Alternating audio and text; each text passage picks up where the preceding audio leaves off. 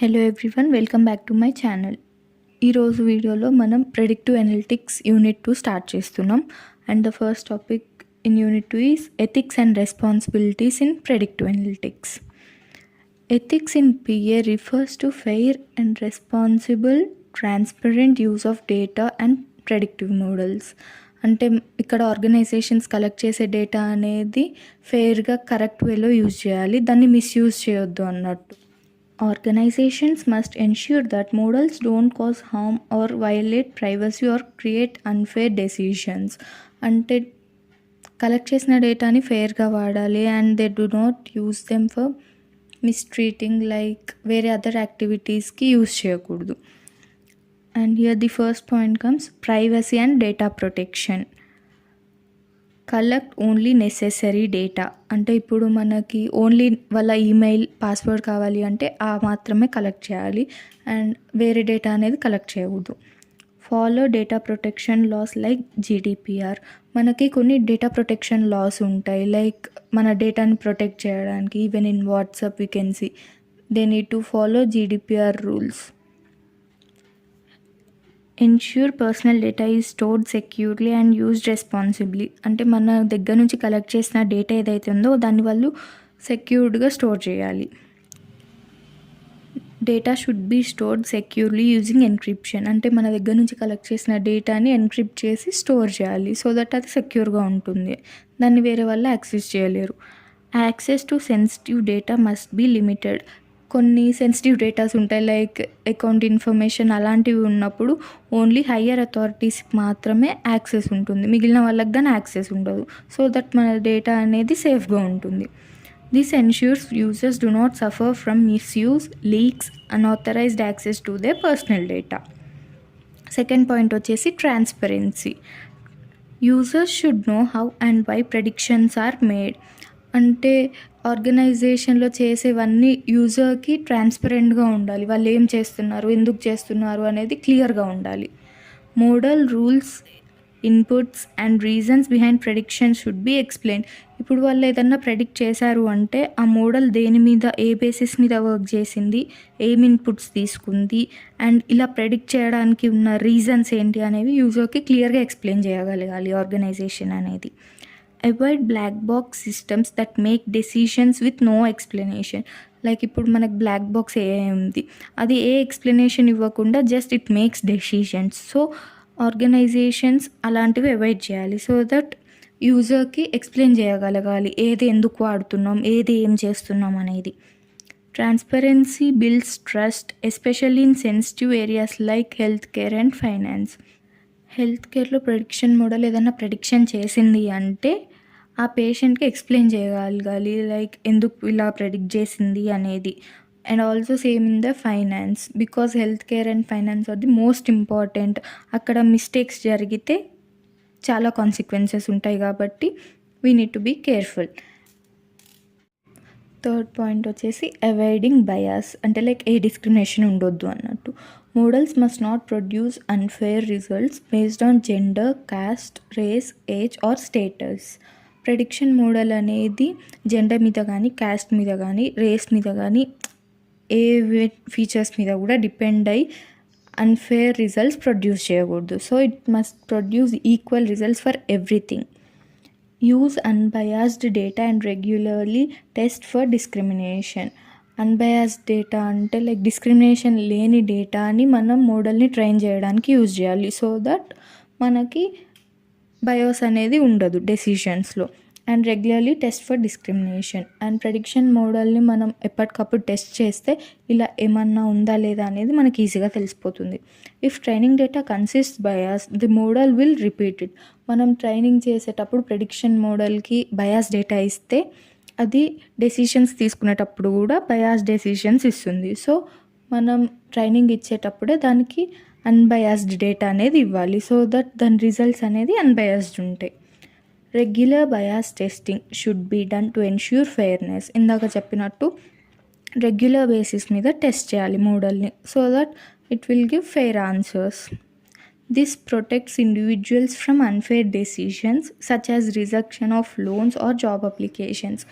అంటే ఇప్పుడు rejection of loans and job అప్లికేషన్లో ఎక్కడ ఎలాంటి బయాస్ ఉండదు based on gender or caste or race anything. So that ఇలాంటి ఏరియాస్లో అది అన్బయాస్డ్ అవుట్పుట్స్ ఇవ్వాలి అంటే we should train it properly.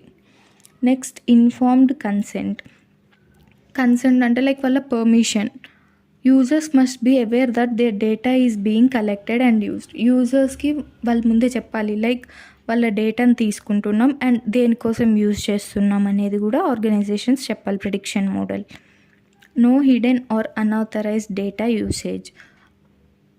Authorised కాని డేటాని వాళ్ళు యూజ్ చేయకూడదు.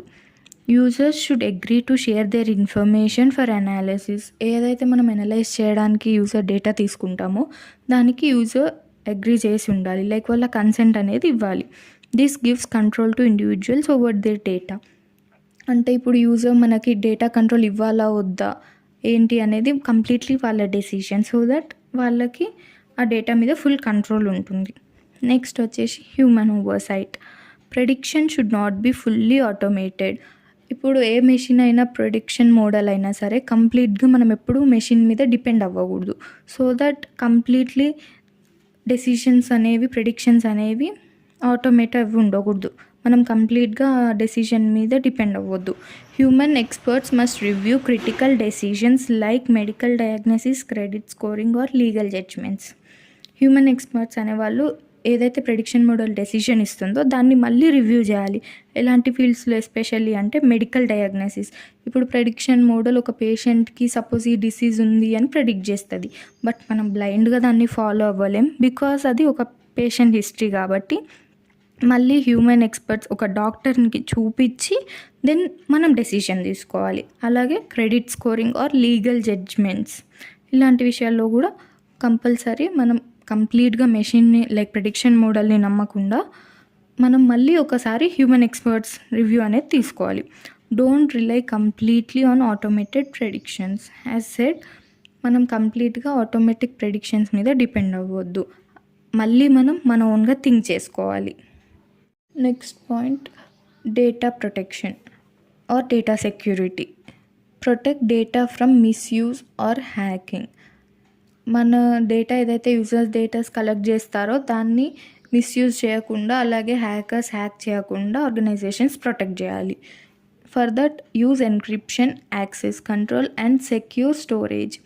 ఎన్క్రిప్షన్ యూజ్ చేయడం వల్ల మన డేటా అనేది ఎన్క్రిప్ట్ అయి ఉంటుంది, సో దట్ అది అందరికీ విజిబుల్గా ఉండదు. And access control, sensitive data అనేది ఓన్లీ ఫర్ సమ్ అథారిటీస్ అనేది కంట్రోల్ యాక్సెస్ ఉంటుంది, మిగిలిన వాళ్ళు ఎవరికి యాక్సెస్ ఉండదు. అండ్ సెక్యూర్ స్టోరేజ్, ఆ డేటాని వాళ్ళు సెక్యూర్డ్గా స్టోర్ చేయాలి. Strongly security measures must protect data and prediction systems. Strong security system అనేది మన ప్రెడిక్షన్ సిస్టమ్స్ని డేటాని ప్రొటెక్ట్ చేస్తుంది. Only authorised personnel should access the data. ఎవరికైతే అథారిటీ ఉందో వాళ్ళు మాత్రమే ఆ డేటాని యాక్సెస్ చేయగలగాలి. This prevents hacking, data theft and misuse. Next point data quality. Ensure data used is accurate, complete and updated. ఏదైతే ప్రెడిక్షన్ మోడల్కి ఇస్తారో ఆ డేటా అనేది అక్యురేట్గా ఉండాలి, అంటే కరెక్ట్గా కంప్లీట్ డేటా ఉండాలి, హాఫ్ ఆఫ్ డేటా ఇవ్వకూడదు. అండ్ ఆల్సో అప్డేటెడ్, లైక్ కొత్త డేటాని ఎప్పటికప్పుడు అప్డేట్ చేస్తూ ఉండాలి. Poor data can lead to wrong predictions and biased decisions. మనం ఎప్పుడైతే లైక్ నాన్ అప్డేట్ కానీ డేటా కానీ ఇన్కంప్లీట్ డేటా కానీ ఇస్తే it will lead to wrong predictions. Because prediction model అనేది మనం ఇచ్చిన డేటా మీదే ప్రెడిక్ట్ చేస్తుంది, కాబట్టి డేటా అనేది ప్రాపర్గా అక్యురేట్గా ఉండాలి. Good, clean, accurate data must be used. ఇందాక చెప్పినట్టు good, clean and accurate data use చేయాలి. Regular data cleaning and updating is necessary. మనం డేటాని ఎప్పటికప్పుడు క్లీన్ చేస్తూ అప్డేట్ చేస్తూ ఉండాలి, so that prediction model up to date predictions ఇస్తుంది. High quality data makes predictions more reliable and ethical. మనం use చేసే డేటాని బట్టే వచ్చే ప్రెడిక్షన్స్ ఉంటాయి. So high quality data use చేస్తే ప్రెడిక్షన్స్ అనేవి మోర్ అక్యురేట్గా, రిలయబుల్గా ఉంటాయి. నెక్స్ట్ పాయింట్ వచ్చేసి continuous monitoring and evaluation. That is audits అంటాం మనం. ఎప్పటికప్పుడు మోడల్ ఎలా వర్క్ చేస్తుంది ఏంటి అనేది మానిటర్ చేస్తూ ఎవాల్యుయేట్ చేయాలి. Models must be regularly checked after deployment.